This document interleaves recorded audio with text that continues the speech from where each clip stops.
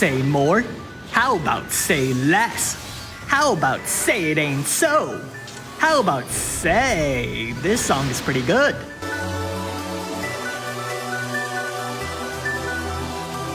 Seymour's Trustmaster reward is bad. His Super Trustmaster reward is much better, a two-handed staff of strong magic and spirit, and a passive that boosts two important features when it comes to evoke damage. Man, haven't said that in a while.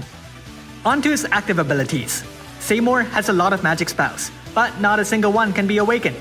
This really sucks, given their damage modifiers suck, but Bard Darkja is good, boosting your team's dark resistance by a whopping 200%, granting them a 50% physical, magical, and general mitigation buff, alongside filling their lunar burst gauges.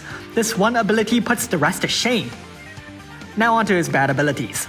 Skipping the top 5 since they're bad, Cover, Magic 1 can be upgraded to 5, raising the level of protection provided by the magic cover. Fill Lunar Burst does something wacky. Firefly Manipulation uses one Evoke Orb to deal dark evoke damage to chains of a triple-casted Bolting Strike, and scales off its magic stat, and also refills the Esper gauge for a net gain of 1. Death is a sweet slumber can be said once per battle. It boosts Seymour's dark damage by 30%, and Super Lunar Burst buff. Surprisingly, the effects last for 10 turns, which is kinda generous. Unfortunately, this is offset by the fact that Seymour can't multicast.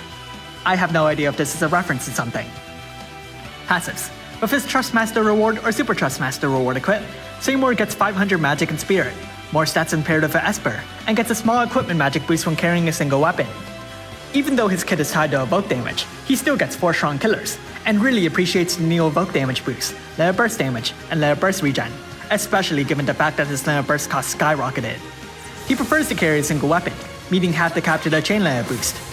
At the start of the battle, he'll automatically activate Preemptive Bard Darkja, Magic, which gives their team a 200% dark resistance buff and activates a weak magic cover.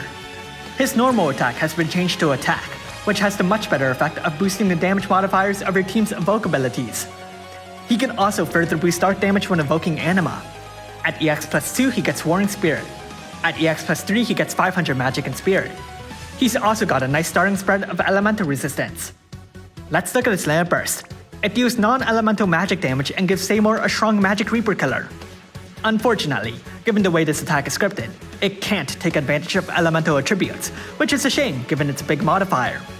As a Super Lunar Burst damage dealer, Seymour has access to Magic Shift, which automatically boosts his magic by 250%, his Lunar Burst damage by 200%, and fills his Lunar Burst gauge when the Super Lunar Burst is ready to go.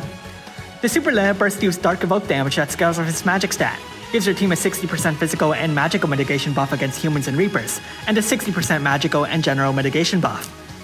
Let's rank Brave abilities. He has 1, it just raises damage. Time to make a damage rotation. On turn 1, cast Death is a Sweet Slumber. On turn 2, use his Lunar Burst. On turn 3, cast Firefly Manipulation. Do that again on turn 4. On turn 5, use his Super Lunar Burst. Continue with Firefly Manipulation from here. So, EX2. As a Super Lunar Burst damage dealer, Seymour automatically benefits from additional EX Awakenings.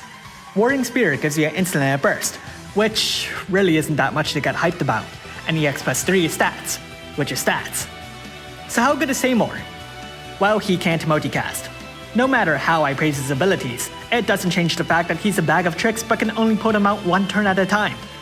His Lunar Burst is shrunk but his element locked to nothing, and that Reaper killer isn't useful given evoke damage doesn't use killers anyways, and with Seymour's status as a Super Lunar Burst unit, you might be using his evoke Super Lunar Burst more often. As a magic tank, he's not that great there either.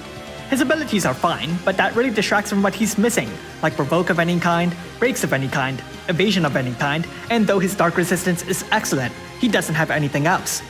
The mitigations also aren't that amazing, so while it looks like he has a lot of tools, he doesn't really measure up to the rest. Seymour is really best used as a side companion for his niche abilities like that dark resistance, evoke damage buff, or his dark amplification field effect, but that's not a lot of benefits in exchange for taking up a unit slot. It's really difficult to try and combine his 2 rows, as those are 2 rows of passives that don't benefit the other.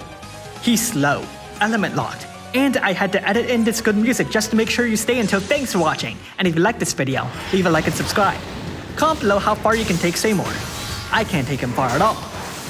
Not that I really do anything beyond farming.